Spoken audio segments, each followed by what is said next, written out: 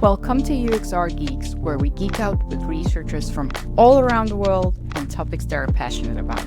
I'm your host, Njoroge, a researcher and a product manager, and this podcast is brought to you by UX Week, the UX research platform for recruiting, contacting, analyzing, and sharing insights, all in one place.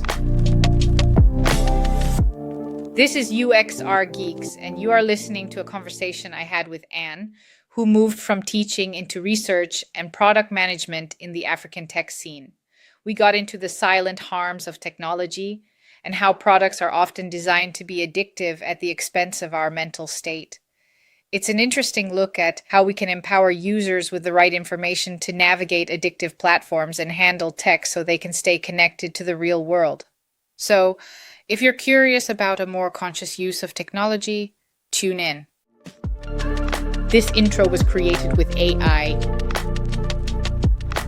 What is your overall story when it comes to design, UX research, personal story with this field? So mine is an interesting one. I started out in teaching, and then I told one of my mentors that I don't think I'm a fit here because I'd want to embed a bit more tech into my work. And I'm usually more focused onto the well-being of the individuals. My priorities are not grades, generally speaking. I'm not wired for the normal curriculum. So I was not a fit in most of the schools where I taught for about 2-4 years or so.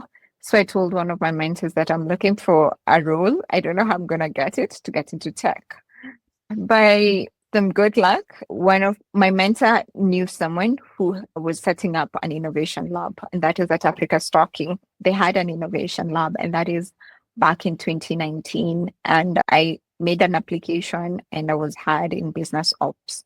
So at that time, I was also pursuing my master's at Strathmore. So you find with business operations, quite a couple of people can do it. With just a bit of hand holding, you can dive into it. And it was a steep learning curve, but I really enjoyed it. So in the innovation lab, that's where we were trying to build billion-dollar businesses in Africa. We had a cloud company, we had an SMS company, multiple companies in incubation. And now my job was to support the founders in their research and in their marketing strategies and endeavors. So I did that for less than a year or so. And then my boss was like, would you like to learn more about what we do at Africa Stocking? Because one of the employees had resigned. So I was given an opportunity to do product management for the airtime and payments products at Africa Stocking. So that entailed ensuring the business front and the technical arm of the product are both growing. When I got in, we had 4 markets in place. And then by the time I was done with that role, we had coverage in over 16 African markets. So something that I'm pretty proud of, just by virtue of the partnerships that I've brought on board, working with the engineering team very strategically. I'm grateful for just having been a part of that story. And then I think with my background, it occurred to me that I need to be able to contribute significantly to the whole product building cycle. And that can only happen when I fully understand one aspect, be it engineering, infrastructure, or the design part of things. And I also needed professionally to be in a place where I can work on my own, like I can stand on my 2 feet, and I can also build a career with what I'm doing. So that's how I ended up in research and everything design. So I told my HR that I'd love to move to the design team because I've pretty much been doing a lot of research work and a lot of market and user research. They usually allowed interdepartmental movement because it was not like those big tech companies. By then we had one lady called Njoroge. Njoroge was our head of research and design. And we'd worked with her in a couple of projects, and she was like, okay, you still have some learning to do. But if you believe in yourself, I'm going to endorse you. And I'm always grateful for the grace card shared, the chance given. And I ran with it. So I think that's how I began my design journey. Did a lot of user research on multiple products, did the whole shebang, the prototyping, the UI. Some products went to market, others didn't. Did a bit of consulting on various government projects and whatnot. I've enjoyed it, and I'm grateful for the fact that I have a career that allows me to understand the world better. That's priceless. We were talking a year ago. There was something that I really appreciated in the topic that you came up with. I'm just very curious, where in you does it come from? Or where's the spot where you were like, okay, let's talk about the African centric design point of view? Because my perspective as a European, but in the part of the Europe which was later brought to European Union, is post-communistic and stuff, I feel like sometimes overawed by the Western perspective. So it's more like a pushback. But speaking to you, I think it's coming from a different place. I think it's just I'm a human-centered designer. So if there's Africa, then you're here to ensure everyone can utilize the message that you're passing forth or the product.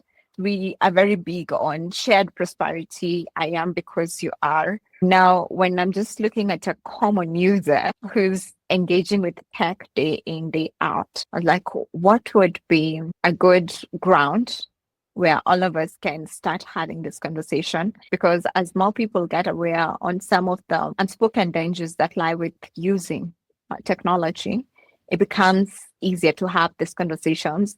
That's how change began. It's gradual. It's one person at a time. What I found also interesting is, what are you influenced by and how does it maybe influence your work? So you find in Africa, there's a lot of thinking around shared prosperity and communalism where we want everyone to do well. So an example I'd give, if there's a patch of land where farming is occurring, we would do a lot of, it's called crop rotation, just to ensure that the land is not also exhausted of its nutrients. We believe everything in the universe is interconnected. So how are we looking out for the well-being of the animals, the well-being of the land, the well-being of everyone involved in this game called life? So in the context of tech, I think what has been going through my mind is the common everyday users of technology. How are they being negatively affected? Is it possible for us to start naming some of these things that we've normalized and just identifying them and raising awareness that this is not how it should be? This is how this platform is harming you. One thing that clicked just recently is that tech is not neutral. Just like any other force, tech is not neutral, and it's been designed to be very addictive. And it's something that we all need to be cognizant of as we're interacting with it. It's a world of its own. Yes, I'm a user experience designer. I want people on my platform, but they also need to be armed with the knowledge that's necessary to ensure that they're also flourishing in their lives. They're not getting health challenges, professional challenges, just because they're stuck on the platform that I've designed. I would love them to have that information. I think one of the things that we've normalized nowadays is how we get easily distracted. Just the way you're checking your phone, and before you know it, an hour is gone. And for most of us, we don't think that's an issue that needs to be addressed. But it's what is called as brain rot. And that is the deterioration of your mental and emotional capacity by virtue of the fact that you're interacting with a lot of useless information online, which is digital junk. And some of the ways we see this being evident in our day-to-day is, I'd say, doom scrolling. I'm sure you have friends who are very big on sharing what's happening in Germany. Australia is burning down. They're very excited to share that information. There's also mindless scrolling, where you find you in a meeting, you're having a conversation, you can't just sit down for a minute or two to engage. There's also people who've gotten addicted to gaming. So they cannot live their life outside of the games. They want to be Spider-Man. They want to be Batman. And we see this a lot with young children as they're growing up, depending on the kind of technology that you've exposed them to. You'd find that they really want to be that person. So they don't get to develop into their own person, their own interest and whatnot. Last but not least, there's just the social media addiction. What are you looking at on WhatsApp? We don't know. What are you looking at on Telegram? We don't know. What are you looking to achieve after 1 hour, 2 hours of being on LinkedIn or on Instagram, nothing. So I think it's important that we are able to have these conversations because tech is going to be an integral part of our lives in the present days and in the days ahead. So how are we going to coexist without robbing our own potential as individuals, without living lesser lives? How do we engage with tech in a profitable manner? I think it's important that we are able to have that conversation over and over in various platforms. We'll be right back after a short break with a commercial message from our sponsors. Hey UXR geeks, how are you doing? You know that good research isn't just about running studies, it's about getting real insights without getting stuck in the process. That's why I often use UX Suite, not just because they support this podcast, but because the tool is actually simple and easy to use. I can recruit the right participants, run everything from early tests to usability studies, and actually make sense of the results without wasting time cleaning the data. It works for big and small teams, and I even collaborate with my clients directly in the tool. So if you're curious, go to uxsuite.com website and start for free. No credit card and no strings attached.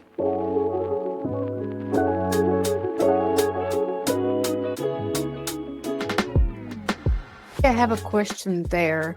As you have the teaching background, and it doesn't really matter if you are teaching kids, young adults, or adults. I know about my own addiction. I sometimes struggle with, is this really an addiction, or I'm just trying to wind down with watching way too many dog videos? But I am an adult. I can decide. When I was 14, 15, the internet was becoming a thing. So it wasn't present in my whole life from the beginning. Yeah. But when I saw a 3-year-old talking to me while he was watching a YouTube video, just pushing it down, then rolling it all over again to the whole screen, I was like, whoa, this is a completely different way with technology. What I am now seeing in WhatsApp groups, as WhatsApp is also offering the business groups and the influencer groups, I see young girls and young boys having their own influencers WhatsApp channels. And I honestly don't know what to think about it, because for them, it's very normal to have them. They are also super boring, those channels, because it's usually, I'm going to school, look at my book, whatever. There is nothing really disturbing in them. It's just the way how they overshare in their lives. So my question would be, where do you think is the line where we should be thinking like this is the new thing and the new ways for the youth, and we should be designing for that? And when there is the other side of the line where it's, oh, but we are not teaching enough skills to the people, and especially to the young ones. Countries like Sweden, you find that they were the early adopters of EdTech back in the day. And right now, they're back to blackboard and chalk, as you know. Why? They noticed that is from the 2010, thereabout. They noticed that the grades are going down. They're not even able to do simple arithmetic. They're not able to grasp that. And so you find that most of the countries that went ahead of the game right now, they're coming back to removing tech out of the classroom. So what I would say is that it's important that we are intentional with guarding developing minds, because for most of us in our 30s and 40s and late 20s, we're struggling with handling this. What about young developing minds? Is it possible for us to ensure that they develop other interests in lives and they also get their frontals developed before they get exposed to technology that even us, we're struggling with it. But we've been able to achieve a few things in life. But now you find even in the West, in America and whatnot, you find that many teachers are leaving the profession, mainly because that most children, the ones who've been exposed to screen time, that is public knowledge. A lot of parents are getting to be aware of the fact that there's delay in developing communication skills and social interaction skills. From age 3 to 5, you find that many of them are very hard to handle in a classroom setting. They cannot be instructed. They are hyper in class. They have neurodiversity issues, ADHD and whatnot. So I think it's upon us to take responsibility and protect the generations to come, because we've seen the harm that it can bestow on young minds. How would you say we as designers and UX researchers should be handling this responsibility? Because one is the personal level. You can limit the screen time, you can hack your own well-being. But what is it for us who are creating products that we want to sell, that we want to be successful, that we don't manipulate, and that we are setting the guardrails in the company, and that the guardrails are being accepted as well? What's important is to ensure that our users are well equipped to know what's good and what's not good for them. They have the information, like don't sell them a knife without telling them that this can cut your fingers. So with technology, I think it's just getting to that place of raising enough awareness on the silent harms that technology can cause to the users. It boils down to the users to be responsible with their use of technology, because I would say for us, everyone has a job to do. It's just the same way when you're crossing a road, we all need these rails. We need the infrastructure. We need the internet. We need the multiple products that are being created. But we have red lights. We have the walking zone. We have infrastructure put in place to ensure that the pedestrians are safe. And there's information on drivers. This is how you engage with pedestrians. Same case with tech. I think what's needed is to create awareness on what we can coexist with technology and still maintain our humanity and elevate our productivity as individuals. And here I'm looking at things like ensuring that there's enough information out there on the dangers. For example, the technical fatigue, we all deal with that. So what does it look like to be able to still stay connected to nature, in the sense that as I'm doing this, I also need a human interaction. I also need to be connected to nature, because that's my wiring as a human being. Putting limits on how much time you're spending on internet. And here we're looking at screen time limits. You find that if you're spending 4 hours every day, just mindlessly scrolling, those are 2 months. Full 24 hours, 2 months gone, zero productivity. You cannot account for your time. And also just you find in countries like South Korea and China, it's mandatory for kids to spend 2 hours in nature. And that's a way to digitally detox. I have to be honest, I'm struggling exactly with China in this regard, because China is not exactly the most democratic. If it's coming from the government, I'm also skeptical. You actually made such a beautiful metaphor. What is actually the guardrails when pointing out, like, yeah, you are crossing the street or you are the driver, but that there's an infrastructure. I love it because it's actually pointing out, like, yes, it's an infrastructure, it's an ecosystem, not just your products in it. So I get why you are mentioning China as an example for what it is, but also we have TikTok coming from China, which is super addictive. Yeah, that's why I'm saying we have to empower users with the necessary tools, with the necessary information. User be warned. This tool is addictive. After 35 minutes of usage, your dopamine, you're going to get stuck here. You need to handle it with caution. This is how you make the most out of it. I think that's what I'd say. Yeah. To bring our funnel to an end, or to some practicalities, you were mentioning few. But what I really love, and I would like you to explicate on it, is encourage shared screens. A little bit more there, because this is a thing I think is groundbreaking when looking at it. Like, how do we actually make responsible products? You see, the internet is a world of its own that we've not yet discovered all the endpoints, so to speak.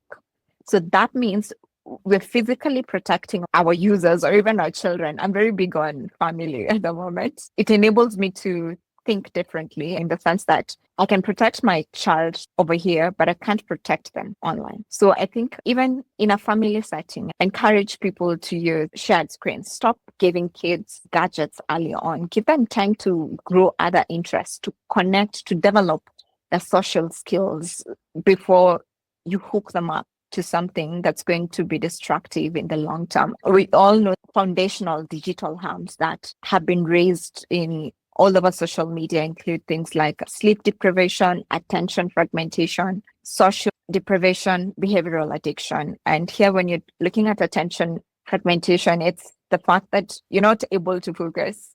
So you can imagine a conversation with a 3-year-old who's on YouTube. Is it possible to just give them a chance to enjoy the childhood? And that's on us as the users.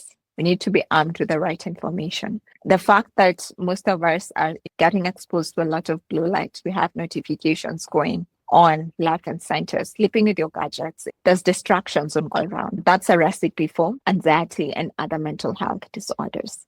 Social deprivation, you find many people, just because they're hooked to their gadgets, they're not interacting with other people. And you find that gradually they're not able to develop the necessary skills that are needed to be connected with the broader world, to look for jobs, to find friends. And those are the things that we need in this realm.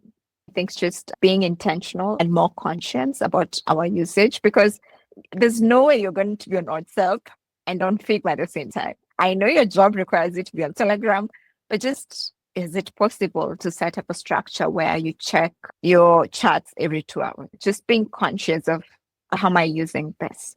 Is it building me or is it breaking me down? Why I'm a little bit skeptical about how addictive it is and how much of responsibility as a user you can have and you can apply is that I am supposedly ADHD. I'm very critical to the diagnosis because everybody seems to get it right now. But then I am off Facebook from 2017. I'm off Instagram 2020. I am restricting my LinkedIn usage to 15 minutes a day. And I am trying to figure out how to put focus that I'm not holding my phone all the time. But I always, as a user, find something to be addicted about. Nowadays, it's like I'm big into nutrition. So I'm switching between AI models and AI tools. I am on daily basis talking with an AI assistant about my nutrition. And it's helping. It's helping my digestion. It's helping my weight. It's helping my training, everything. Like it has very positive. But the more I speak to it, the more I'm spending time on my telephone overall, on WhatsApp, on other stuff like that. What would you advise? I like the fact that you're using technology to achieve your goal. You see, all screen time is not equal. In this particular scenario, okay, when you are on Instagram, it was just random street walking, hopping from one club to another. But right here, you're working towards something tangible. So I think also just being able to define that all screen time is not equal. As you're using technology, it has to be geared towards achieving your goals, not replacing them. Okay, yeah. That's a really good framing and I feel less guilty. Thank you. I think even just being conscious of the fact, say, for example, you're looking towards sleeping enough, getting enough sleep for the night. How about just having your phone by the side and muting the notifications or turning on DND, because blue light is going to make you stay awake longer, right? Yeah. So as you're using the technology, is it possible for you to find ways of reducing the stimulation when you're going to rest? Yeah. Is there anything that I didn't ask you or we didn't touch upon when it comes to this topic? I think we've touched on it. My objective and intention as we're starting out this conversation is just to raise more awareness on some of the silent harms that use of tech can cause, and now letting the users take this to the next level. Research, how's WhatsApp affecting me? How is it affecting my relationships? How is it affecting my productivity? How is it affecting my studies as an individual? And my parting shot would be, if it's free, you're the product. Yeah, I want to emphasize again, building the infrastructure, the guardrails for using it, as well using for the goal that the user is trying to achieve, because it's not about engaging them all the time when they're trying to achieve the goal, but really making it easy and non-distractable to achieve the goal. Absolutely. Thank you very much. This was lovely. Thank you for listening to UXR Geeks. If you enjoyed this episode, please follow our podcast and share it with your friends and colleagues. Your support is really what keeps us going. If you have any tips on fantastic speakers from across the globe, feedback, or any question really, we'd love to hear from you too. Reach out to geekspodcast@uxtweek.com. Special thanks goes to my colleagues, to our podcast producer, Yekaterina Novikova, our social media specialist, Daria Krasovskaya, and our audio specialist, Melissa Danishova. And to all of you, thank you for tuning in.